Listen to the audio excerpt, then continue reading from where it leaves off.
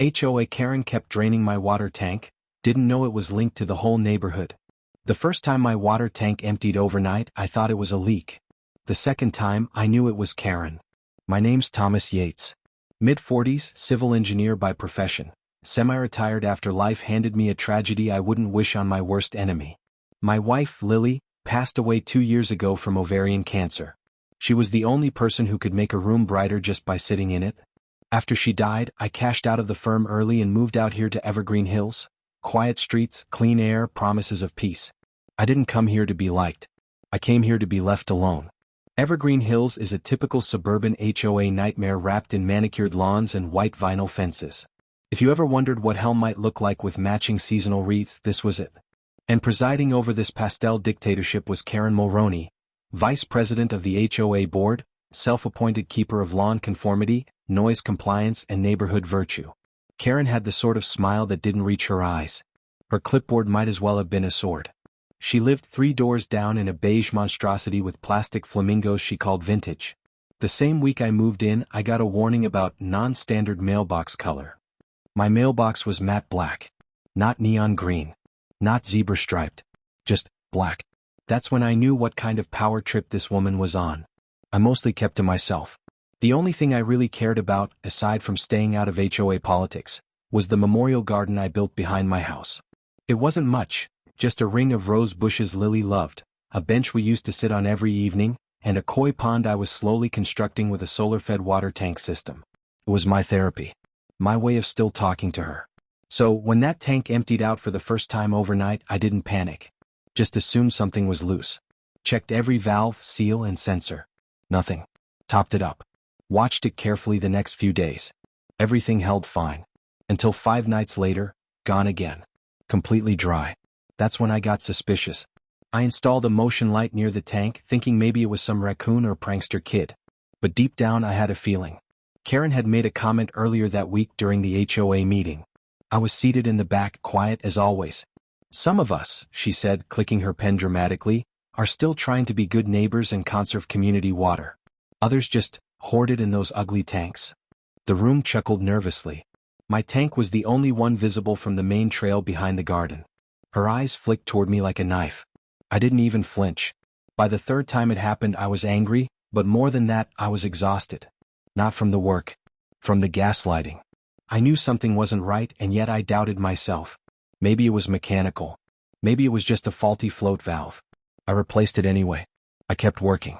But I stopped sleeping well. I started waking up every night, heart pounding, waiting for that tank to bleed out again. Then came the night that snapped it all into focus.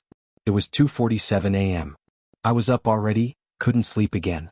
The security light flicked on outside. I pulled back the curtain just a few inches. There she was. Karen. In a full robe and slippers. Holding a small flashlight between her teeth and gripping a wrench with both hands.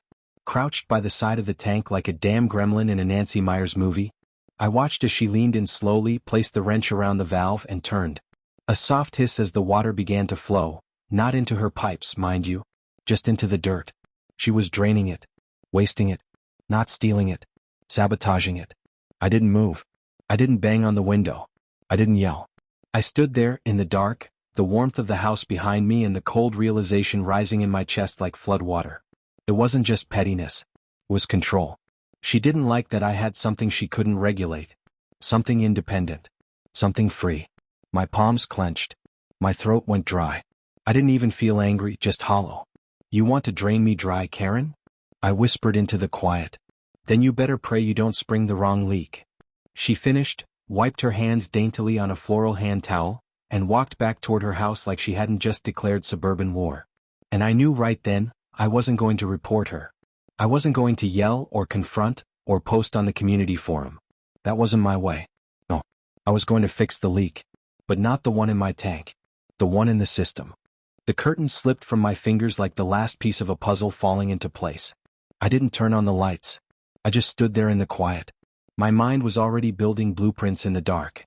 If Karen thought she was dealing with some helpless widower puttering in a garden, she'd grossly underestimated the wrong kind of man. The first step was to stop thinking emotionally. I knew how to document pressure loss. I knew how to trap a flow without stopping it. Civil engineers don't just build bridges and parking structures. We understand systems. Flow rates. Back pressure. Weak points. By the next morning, I'd ordered a discrete water pressure sensor kit online. I installed it into the tank's inner pipe, syncing it to a local logging app that recorded time-stamped pressure changes to my phone. The kind of thing you'd never notice unless you were looking for it. Then I waited. First night, nothing. Second night, nothing. Third night, 2:41 a.m. The app buzzed. Pressure drop. She was right on time. I didn't go to the window this time. I didn't want her to get paranoid. I wanted her to stay confident. To keep her routine. She drained my tank again 3 nights later. And again the following weekend. The data confirmed a pattern. Every third night between 2 and 3 a.m. Always after she lost some minor control in the HOA, like the time we voted against her motion to ban porch string lights. Or when the community voted against reducing the dog park's hours. That one passed by a single vote. What? That's when I brought Dale into it. He was a rough-cut guy with grease under his nails and a loyal streak a mile wide. We'd worked together years ago on a drainage overhaul for the city. Now he lived a block over, running maintenance gigs for half the HOA. You think she's what, siphoning? Dale asked over coffee on my back porch, one brow raised. Not siphoning. Just opening the drain valve. Letting it run. He let out a low whistle.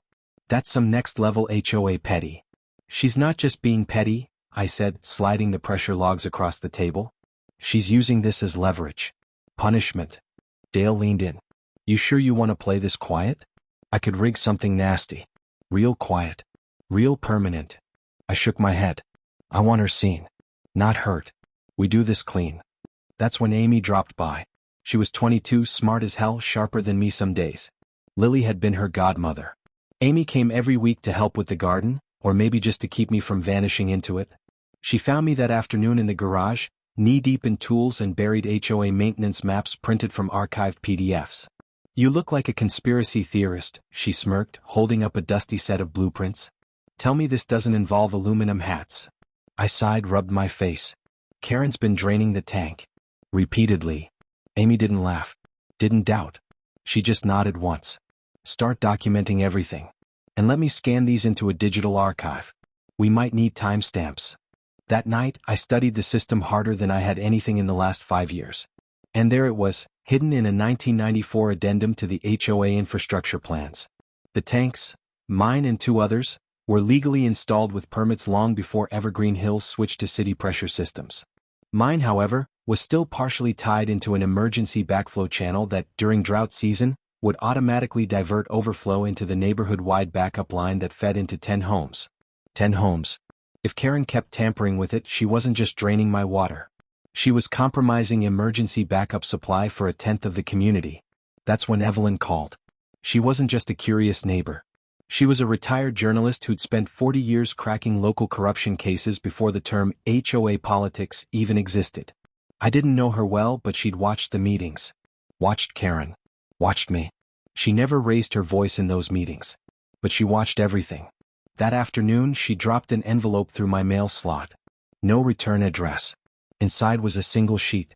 Karen is pushing a motion next quarter to ban all private tanks. Says they pose an aesthetic and safety hazard.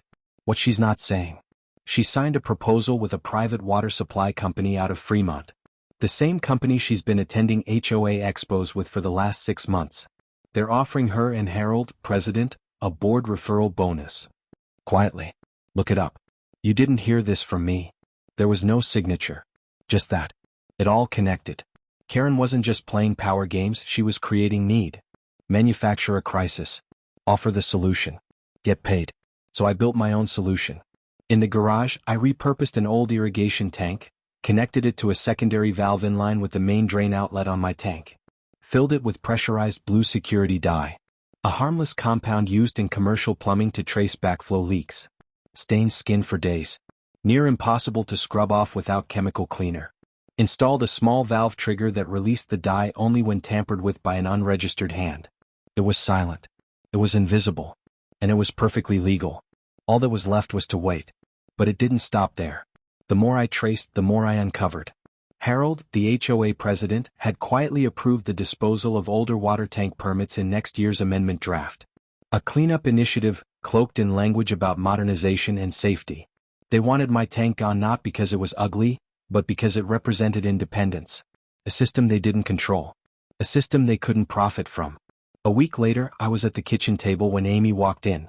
She paused in the doorway, blinking at the mess, rolled out blueprints, notepads, a half-drunk mug of cold tea. She gave a half-smile. "You look like you're building a bomb." I looked up at her, calm, focused. "Fixing a leak," I said. "In the tank?" I shook my head. "In the system." The wind was biting that night. Crisp, sharp, like the silence just before a storm hits. I didn't need to watch anymore. I knew her pattern better than she did. My phone buzzed just once. The pressure sensor had detected motion near the tank. It was 2:36 a.m. Karen moved like clockwork. Confident. Predictable. She wore her usual crime outfit. Robe cinched tight, gardening gloves, headlamp tilted downward. A small wrench glinted in her hand under the moonlight.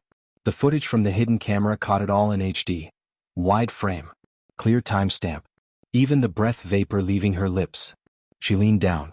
Gripped the valve. Turned it. Pisses. A sudden hiss as the hidden nozzle fired. A fine mist of deep blue security dye sprayed from under the casing, catching her face, chest, and both arms. She yelped, startled, stumbled backward, tripped over her own slippers and landed flat in the mulch. For a moment she just lay there, panting in disbelief. Then realization set in. Her eyes darted wildly. She tried to wipe her face but only smeared it deeper. That dye wasn't just a mark. It was a message. She scrambled to her feet, slipped again, then ran full sprint back to her house. Blue streaks staining the grass behind her like a trail of panic. The camera got it all. I didn't smile. Didn't laugh. I just watched from the hallway window, silent as ever. I opened my phone, downloaded the footage, attached it to an email. Subject line: ethics violation. Time-stamped evidence of HOA misconduct. Recipients: HOA Board Ethics Committee.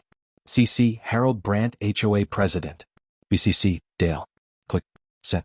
2 hours later, Dale uploaded the same footage to the Evergreen Hills Neighborhood Forum, a private Facebook group with over 400 members. The caption read: "Caught red-handed, or blue-faced. HOA Vice President Karen Mulroney vandalizing a legal water system.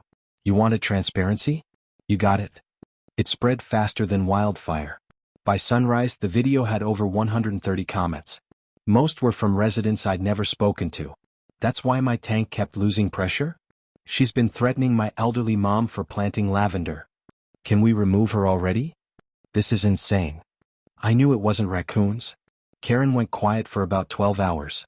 Then she did what all cornered tyrants do: she played the victim. A blast email went out to the HOA contact list at 3:05 p.m.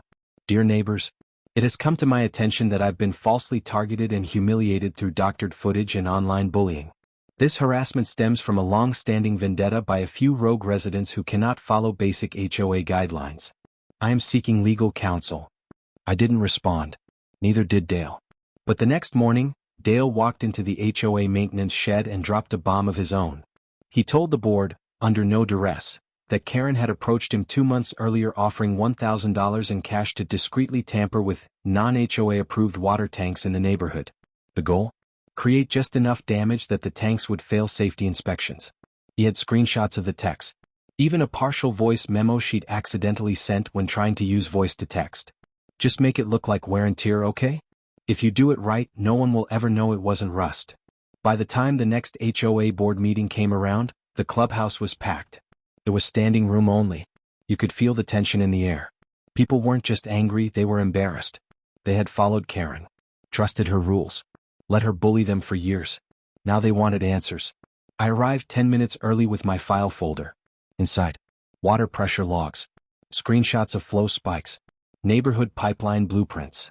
Evelyn's anonymous memo. Dale's testimony. Footage printouts. I didn't speak first. Karen did. She entered wearing a wide scarf wrapped around her head, sunglasses and a high-collared coat. She looked like a soap opera villain in witness protection. Her voice cracked as she read her opening remarks, about how she'd been slandered, how personal attacks were destroying the fabric of Evergreen, how certain people couldn't handle authority. Then Evelyn stood. She walked up slowly, her cane clicking on the hardwood floor, and faced the board without even glancing at Karen. From her handbag she pulled a sheet of paper and began reading, calmly, clearly. The following memo outlines an attempt by HOA President Harold Brandt and Vice President Karen Mulroney to dissolve existing water independence ordinances via quiet buyout, with compensation received from a third-party contractor based in Fremont. The attached timeline cross-references Karen's water initiative, with private lunches, phone logs and trade expo appearances, where both board members signed attendance with the same vendor now slated for a private upgrade contract. Silence. Karen tried to speak, but her words jammed behind clenched teeth. Harold turned red.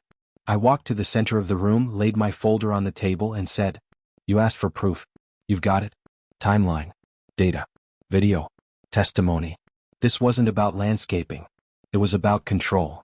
Karen snapped. "This is slander. This whole meeting is an ambush." But before she could storm out, Evelyn tapped her cane twice and said, "I motion a vote of no confidence for both Karen Mulroney and Harold Brandt. Effective immediately." A murmur ran through the room. Then Dale stood up. "I second it." Hands raised. Unanimous. Karen stood there trembling. Her scarf had slipped just enough to reveal a faint line of blue still marking her neck. She opened her mouth, looked around and realized not a single person was on her side. She let out a bitter, breathy laugh. "This place is ungrateful. After everything I've done." I didn't flinch. Just met her eyes and said evenly, "No, Karen. Just hydrated." And with that she turned and walked out. The door closed behind her. For the first time in months I felt air return to the room. It's been 12 days since Karen walked out of the clubhouse, scarf half falling from her dye-stained neck, and Harold trailing behind her like a man who'd finally realized the ground wasn't beneath him anymore. They both resigned the next morning, officially citing personal reasons, but not fooling anyone. The neighborhood felt different almost immediately. Lighter. Like someone had opened a window in a stale room. An emergency election was called for the following Saturday. Flyers went up. A forum post was made. But something strange happened. People showed up. People who had never cared about HOA politics suddenly had something to say. They didn't want another Karen. They wanted accountability. Transparency. And this time they weren't afraid to ask for it. Karen didn't disappear entirely though. That kind of narcissism doesn't dissolve, it drips slowly like rust. Within a week, word spread that she was facing misdemeanor charges for tampering with public infrastructure. The footage, the logs, the dye test, it was all submitted to the local inspector's office. They took it seriously. Turns out, tampering with a system connected to emergency neighborhood resources wasn't just unethical, it was illegal. She'd interfered with potential backup water supplies during a drought flag season. That wasn't just petty. It was reckless endangerment. Harold didn't fare much better. The vendor deal? Scrap. The company issued a formal apology and blacklisted both him and Karen from any future HOA partnerships. Word spreads fast in these little suburban empires. Meanwhile, inside Evergreen Hills, change was blooming. The HOA bylaws, once a fortress of passive-aggressive control, were reopened, reviewed, and rewritten. A transparency clause was added. All board decisions now had to be publicly logged and voted on with resident attendance. No more backroom deals. No more quiet takedowns. The board offered me a seat. I turned it down. Not because I wasn't honored, but because I knew who should take it. I looked across the room at Evelyn. She sat straight, cane resting beside her, eyes sharper than most men half her age. "She knows this place better than anyone," I said. She hesitated at first. But then she nodded. And just like that, Evergreen Hills had a new vice president. This time, one who knew how to expose a lie with silence sharper than a sword. Dale, ever the quiet mechanic, offered to install backflow protection on every tank in the neighborhood, free of charge. "Call it insurance," he said with a shrug, "against future eruptions." He even printed a sticker for the system. Leak-proof. HOA tamper protected. Amy showed up on Sunday with a small ceramic pot. In it, a single blue flower, artificial, dyed. The same shade that had stained Karen's face. She placed it next to the koi pond. "To remind us," she said, "what happens when silence gets loud." It took me months to finish that pond. The last piece was the waterfall, nothing fancy. Just a simple sheet of water trickling over smooth stone, the same kind Lily and I used to skip across lakes years ago. I shaped the stones myself, smoothing edges, sealing them, setting them in place. The water flowed perfectly now. No more leaks. No more sabotage. One evening, just as the sun dipped behind the hills, I sat on the garden bench. The roses were blooming early. Amy's blue flower swayed gently in the breeze. From somewhere across the street, I heard the sprinkler system click on. A rhythmic pulse of water followed. Then another. Then another. All timed. All synchronized. The communal system, fully restored, working like clockwork. Quiet. Unbothered. Untouchable. I closed my eyes and listened. It didn't sound like a war one. It sounded like balance. They tried to drain me dry, I whispered. But in the end, I didn't just fix a leak. I restored the flow for everyone. Sometimes justice doesn't come from revenge. It comes from rebuilding what was broken. If this story hit home, drop a comment below and let us know. Have you ever faced quiet injustice in your own neighborhood? Hit subscribe for more true-style takedowns and emotional stories where justice speaks without shouting. And if you believe in standing up without standing out, hit that like button so more people hear stories like this. House with Garden. This is HOA Hacker. Quiet revenge. Loud justice.